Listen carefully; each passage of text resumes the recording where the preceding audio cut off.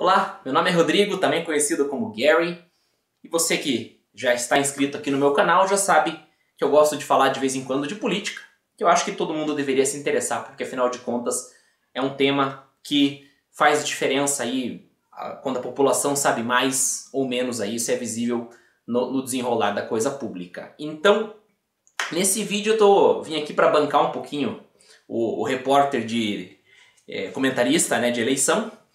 Até porque estamos aí em período de eleição, tanto no Brasil, mas aqui no caso do tema desse vídeo, eu estou fazendo referência aqui às eleições dos Estados Unidos, né? Tá todo mundo aqui angustiado, afinal de contas, Estados Unidos é um país que influencia, né? O resultado das eleições influenciam de uma forma ou de outra para o mundo inteiro. Então tá todo mundo nessa aí, Trump ganhou, Biden ganhou, enfim, né? Estamos nesse mistério. Agora uma coisa que eu acho que tem chamado a atenção das pessoas, pelo menos de mim e das pessoas que eu converso, quando a gente está acompanhando esse processo conturbado aí da eleição americana, é a questão do colégio eleitoral.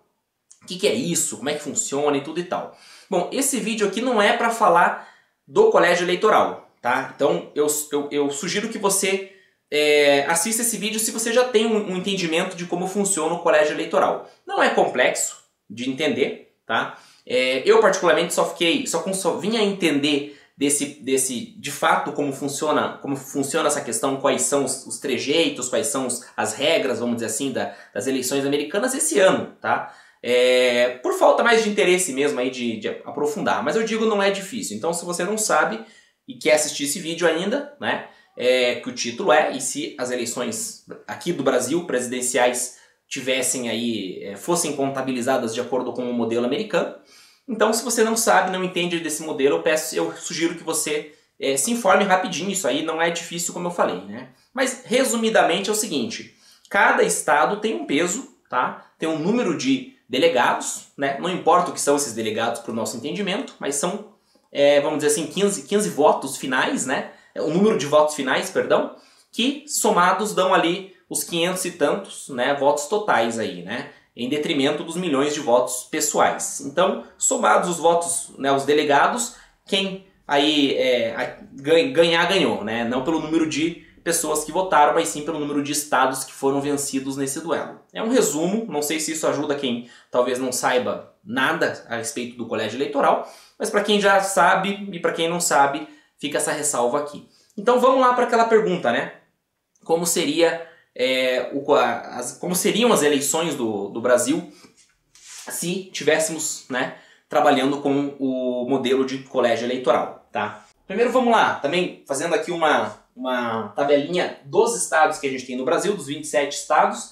Aqui seria basicamente o peso que cada estado tem, tá? O número de delegados, melhor dizendo, né, do colégio eleitoral de cada estado, tá? Então aqui eu fiz uma legenda, onde está marcado em branco, são aqueles que têm entre 11, que seria o número mínimo, né, até 20, de 20 a 40 estão em amarelo, os estados, né, que teriam aí usando o mesmo raciocínio dos Estados Unidos, que eu já vou falar qual os estados que teriam 40 a 60 estão em laranja, e de 60 para mais, no caso só São Paulo, a gente teria, né, teria 70 delegados na lógica aí dos Estados Unidos, né? Agora, qual é essa lógica? Bom, é o número de deputados mais os senadores. Então isso forma o número de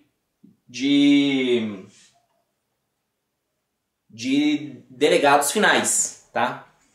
O número total de delegados, tá? Então o número de senadores ele é o mesmo para todos os estados, assim como no Brasil. Mas o número de deputados ele varia de acordo com a população de cada estado, tá? Então, aqui no Brasil também a gente segue basicamente o mesmo princípio, é por isso que alguns estados teriam mais, né?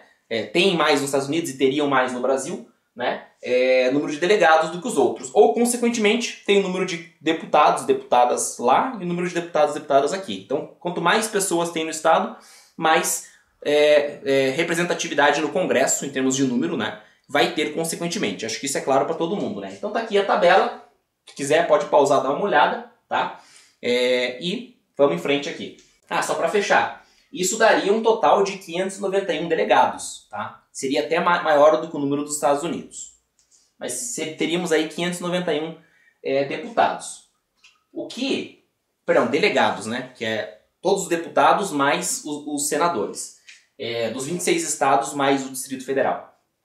Então, o número mágico, tá? O número mágico, para quem não sabe, é o número de delegados que se atinge, tá? Para já chamar a vitória da eleição. Tá? Aqui nos Estados Unidos é 270, aqui no Brasil teríamos 296, que seria a metade de 591, né? Que é 295, mais 1.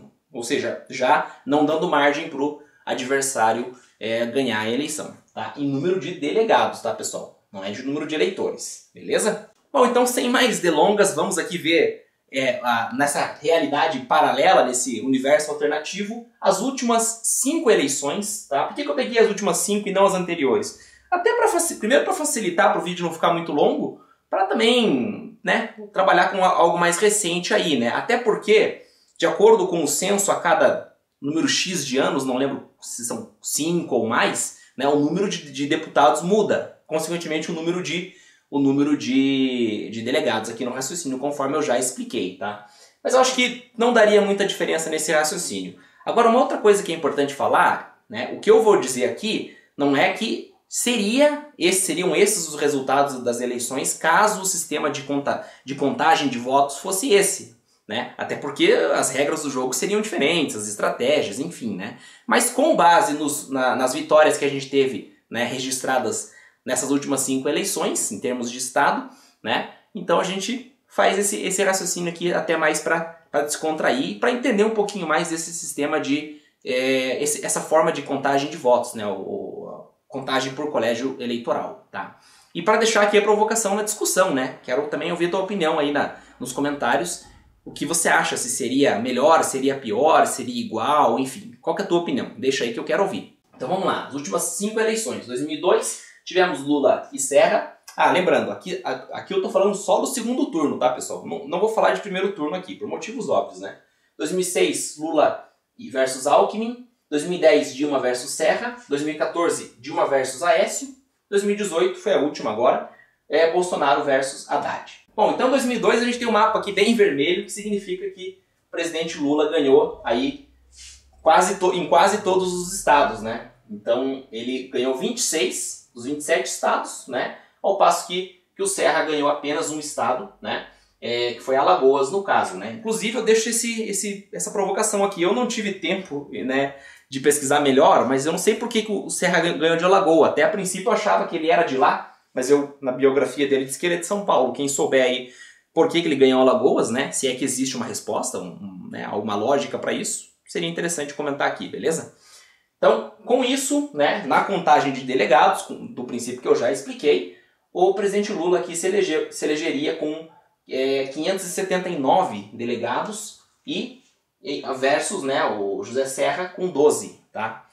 Isso falando de 26 estados versus um estado, né? Então, com o estado de Alagoas, o candidato José Serra, né, conseguiu 12 delegados e o presidente Lula, se elegendo pela primeira vez, conseguiu 579 delegados. Agora passando um pouquinho aqui, vamos lá para 2006, o presidente Lula aqui tentando a reeleição, né, e conseguiu, né, como a gente sabe. Só que aqui mudou um pouquinho o mapa, olha que interessante. Aqui já azulou um pouquinho aqui do sul para cima, né? Então, e você vai reparar mais para frente aqui que essa tendência vai continuar. Então aqui já temos um resultado diferente. Temos o presidente Lula aqui se elegendo com 402, né, delegados e no caso aqui o Alckmin, né, que foi o candidato de oposição, aqui é ele, 189 delegados, né, sendo que 20 estados, o presidente Lula ganhou aqui nessa reeleição dele, e o Alckmin levou 7 estados. Olha que o Lula, de 2002 para 2006, perdeu 6 estados aqui, né? 6 estados ele perdeu, né? Mas conseguiu ainda se sagrar vencedor aqui nessa eleição e se reeleger como presidente da República. Bom, 2010, presidente Dilma, se elege, tendo como oponente aí no segundo turno o José Serra, né? O mesmo que disputou com o presidente Lula em 2002. E aqui a gente tem esse quadro aqui, né? Que seriam aqui, a presidente Dilma se elege com 16 estados, ganhando 16 estados, tá? Olha como já da última eleição do presidente Lula, a gente basicamente... o PT, né, vamos dizer assim, é o mesmo partido dos dois, né, tanto do presidente Lula como da presidente Dilma, perdeu aí, né, 4 estados, né, Acre, Rondônia, Goiás, né, já foram pro PSDB aqui nesse caso, né. Então a presidente Dilma se elegeu com 347 delegados versus os 244 do José Serra, aí novamente tentando a presidência, né.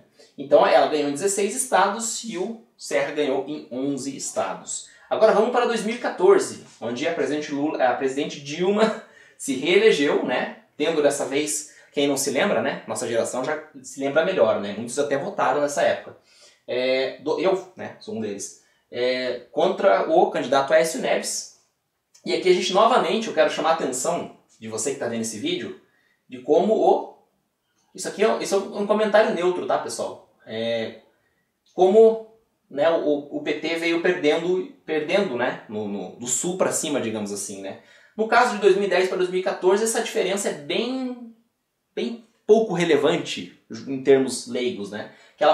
O PT perdeu, no caso aqui a presidente Dilma, perdeu o Distrito Federal. Vale lembrar que o Distrito Federal é um estado também, tá, pessoal? Também tem governador, enfim, tem delegados, enfim, como a gente está contando aqui, né? Tem deputados, etc e tal, e senadores.